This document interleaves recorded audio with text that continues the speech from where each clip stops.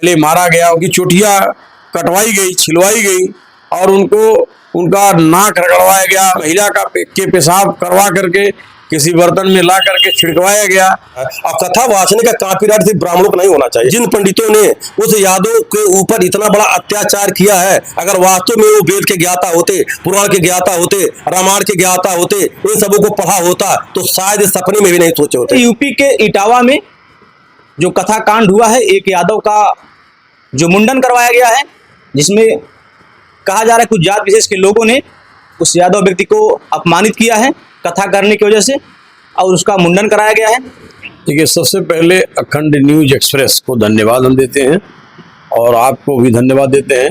दुनिया मंगल ग्रह पर पहुंच चुकी है, लेकिन आज हमारे देश और प्रदेश में आज विद्वान की जाति पूछी जाती है। अगर आप ब्राह्मण होकर के उसके यहाँ आप कथा सुना सकते हैं तो आपको कथा सुनना चाहिए, तब जाके सनातन धर्म का विकास होगा।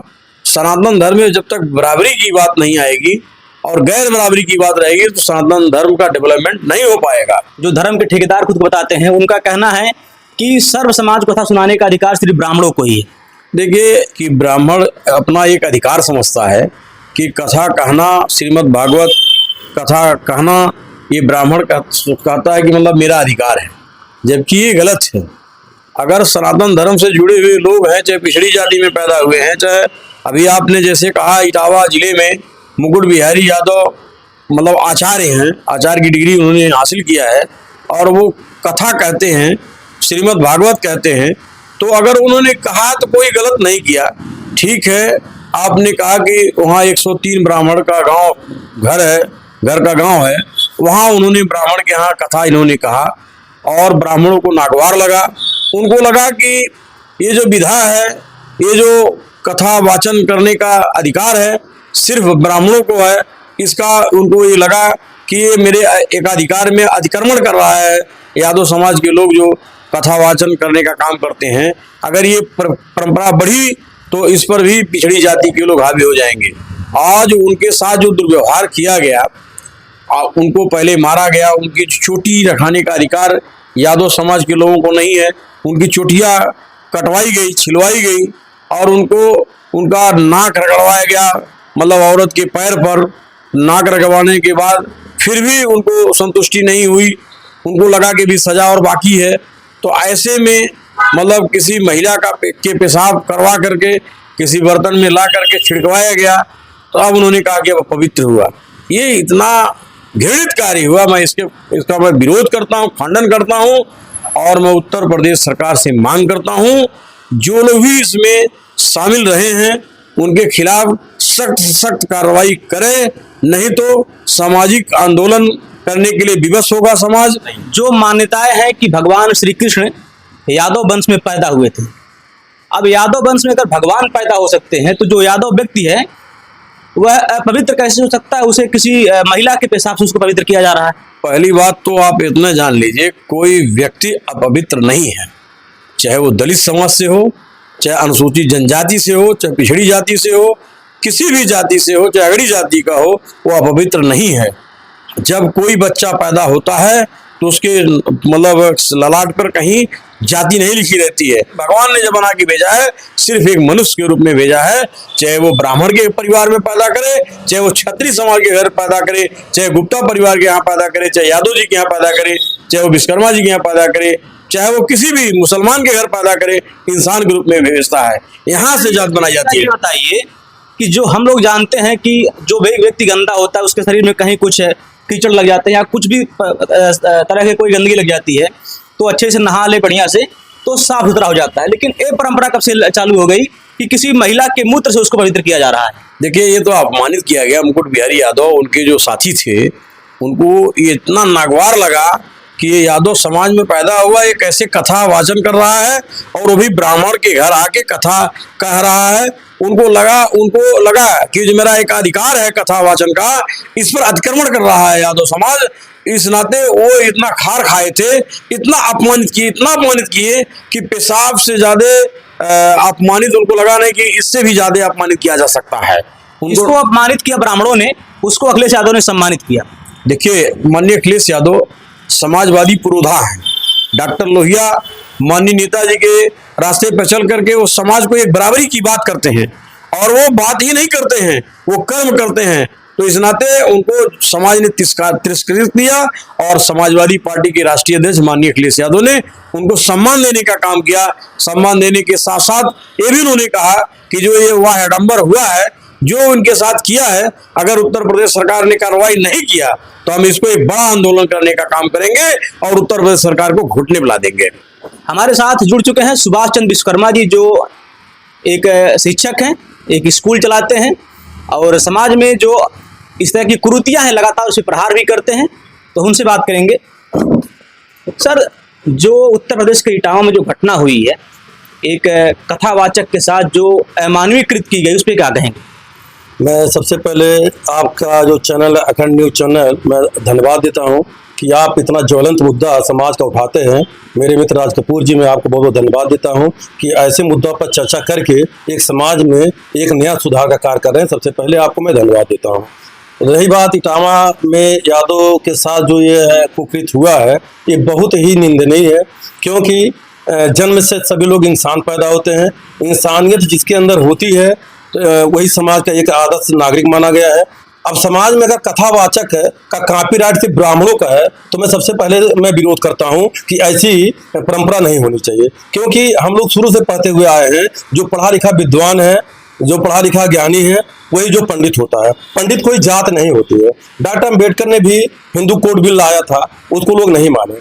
मैं आपके चैनल के माध्यम से शासन प्रशासन को मैं ये बताना चाहता हूं कि आप लोग जो है एक हिंदू राष्ट्र की परिकल्पना कर रहे हैं, और आप साथ ही साथ पूरे ब्राह्मण को जो है हाईलाइट कर रहे हैं। बाकी समाज में जितनी भी जातियां हैं उनको आप तिरस्कार कर रहे हैं, उनको आप जो है मारने पीटने का काम कर रहे हैं, बेइज्जत करने का काम कर रहे हैं, अपमानित करने का काम कर रहे हैं। तो आप हिंदू राष्ट्र की कल्पना कैसे कर सकते हैं? अब अगर कोई पढ़ा लिखा विद्वान अगर अपना जो विद्वता प्रदर्शित कर रहा है, तो इसमें बुरी बात तो हो नहीं सकती। रही बात ये दलित समाज, पिछड़ी समाज को अगर आप जो है नकार रहे हैं, उनको जोड़ने का काम नहीं कर रहे हैं, तो मैं बताना चाहता हूं कि हिंदू राष्ट्र की परिकल्पना अगर पिछड़ों को, दलितों को नहीं जोड़ेंगे तो हिंदू राष्ट्र की परिकल्पना आप सपने भी नहीं सोच सकते हैं।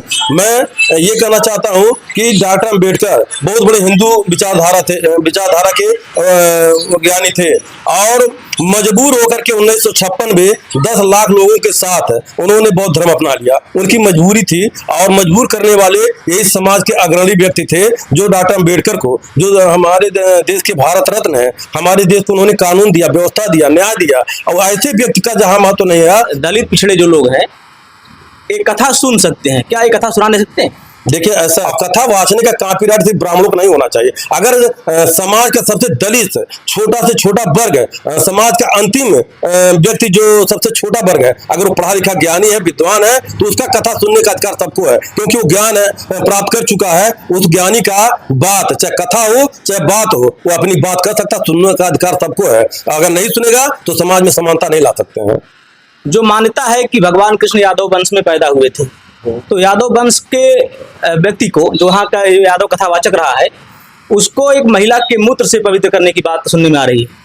देखिए, ऐसा है, ये तो बहुत निंदनीय बात है, और किसी को शुद्धिकरण करने का जो है ये मूत्र पेशाब, ये सब जो अच्छी बात नहीं है, ये तो बहुत निंदनीय है। भगवान कृष्ण जो है वो तो एक अवतार थे। भगवान कृष्ण जो है यदकुल में पैदा हुए थे, लेकिन उन्होंने समाज में ऐसी कोई जो है व्यवस्था नहीं बनाई जिससे छोटे और बड़े का अपमान हो। जिन पंडितों ने उस यादव के ऊपर इतना बड़ा अत्याचार किया है, अगर वास्तव में वो वेद के ज्ञाता होते, पुराण के ज्ञाता होते, रामायण के ज्ञाता होते, इन सबों को पढ़ा होता, तो शायद सपने में भी नहीं सोचे होते। भगवान राम का आदर्श देख लीजिए, अगर कोई भगवान राम को पढ़ लिया, रामचरितमानस को पढ़ लिया, रामायण को पढ़ लिया, समाज में कभी इस तरह का सोच नहीं सकता। करने की बातें छोड़ दीजिए आप। इस घटना से क्या लगता है कि जो ब्राह्मण समाज के लोग हैं, उनका कथावाचक धर्म पे एकाधिकार है?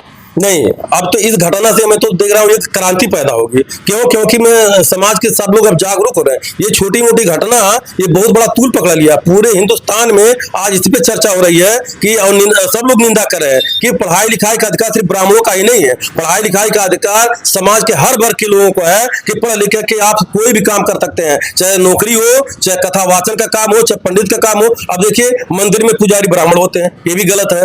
हम कहते हैं कोई भी योग्य व्यक्ति हो, आप उनको उस पद पे रखा जा सकता है। ऐसा नहीं है कि ब्राह्मण का ही सब एकाधिकार है, ये गलत बात है। भारत एक ऐसा देश है, अभी भारत में आज भी ऐसे बहुत से मंदिर हैं जहाँ पे दलितों पिछड़ों को अर्थात शूद्रों को मंदिर में एंट्री बैन है। वही तो मेरी भी समझ में नहीं आता। देश की आजादी के इतने दिन हो गए, अभी इस तरह का भेदभाव हो रहा है, ये समझ से परे है। अब आप उसको लथिया करके, मार के, गरिया करके, अपमानित करके इस तरह से आप उसको जोड़ नहीं सकते हैं, न एक आदर्श समाज की स्थापना कर सकते हैं। पिछड़े समाज से बिलोंग करते हैं, शिक्षक हैं और वरिष्ठ भी हैं और सामाजिक चिंतक हैं।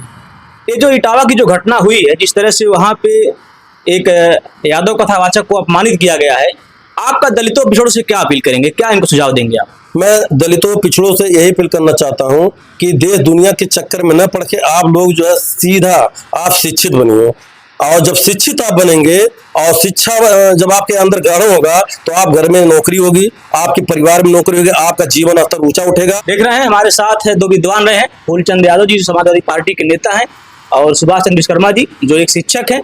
आप दोनों लोगों ने अपनी बात को रखा है। साथ ही साथ मैं सभी लोगों से अपील करूंगा कि जब तक समाज में इस तरह की ऊंची नीची खाई बनी रहेगी, समाज में आपसी सामंजस्य नहीं बैठेगा, आपसी भाईचारा नहीं बैठेगा, लोगों का जाति जाति में हमेशा लड़ाइयाँ होती रहेंगी, कोई किसी को ऊंचा नीचा समझेगा, जबकि जो अपना भारत का संविधान है वो सबको समानता का अधिकार देता है और हर किसी व्यक्ति को बराबरी का अधिकार उसमें है। कोई भी व्यक्ति पढ़ लिख के चाहे नौकरी कर सकता है, नेता बन सकता है, अभिनेता बन सकता है, कथावाचक भी बन सकता है। जो जाति विशेष के लोग हैं उनका कहना है जो कि जो धर्म की जो ग्रंथ हैं, जो वेद पुराण है, गीता है, भागवत है और जो भी कथा आदि कहने की जो भी व्यवस्थाएं हैं धर्म में, उस पर सिर्फ ब्राह्मणों का एकाधिकार है। ये सब गलत है, मैं इसका खंडन करता हूं और मैं सभी से अपील करूंगा कि आप जो भी लोग हैं दलित पिछड़े के साथ साथ समाज में हर व्यक्ति के जो भी समानता की बात करता है, मैं उन सभी से ये कहूंगा कि आप अपने सम्मान की रक्षा स्वयं करें और अपने सम्मान की रक्षा तब हो पाएगी जब आप पढ़े लिखे होंगे। भाई हर एक व्यक्ति के लिए और खासकर दलित पिछड़ों के लिए तो बहुत ही जरूरी है, क्योंकि अगर आप पढ़े लिखे नहीं रहेंगे तो निश्चित तौर पे इस तरह से जब इतने पढ़े लिखे लोगों का अनादर इस देश में हो रहा है, भारत के राष्ट्रपति जो रहे हैं पूर्व में, उनको मंदिर में जाने से रोका गया है, तो जो गांव देहात में रहने वाले कम पढ़े लिखे लोग हैं उनकी क्या स्थिति होगी। इटावा की घटना से आप सभी को समझ में आ गया होगा। आप सभी का इस वीडियो पर क्या प्रतिक्रिया है, इटावा की घटना पे क्या प्रतिक्रिया है, कमेंट करके जरूर बताएं। मिलते हैं अगली वीडियो फिर एक नए खबर के साथ एक नई जगह से, तब तक के लिए जय हिंद।